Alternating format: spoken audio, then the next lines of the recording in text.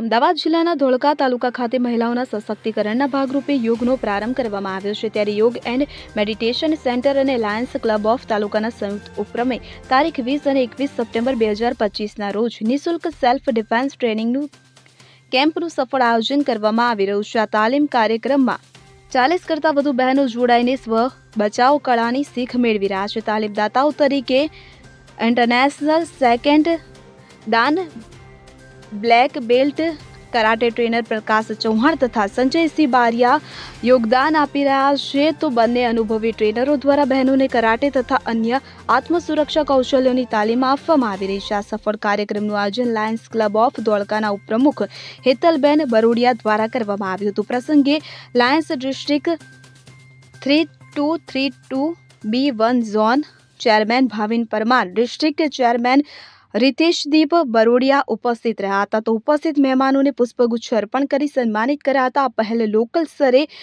મહિલાઓમાં આત્મવિશ્વાસ જાગૃત કરવામાં તથા આત્મસુરક્ષા માટે જાગૃતિ લાવવામાં મહત્વપૂર્ણ ભૂમિકા ભજવી છે. ઇદ્રીસ શેખ સાથે CN24 ન્યૂઝ ધોળકા.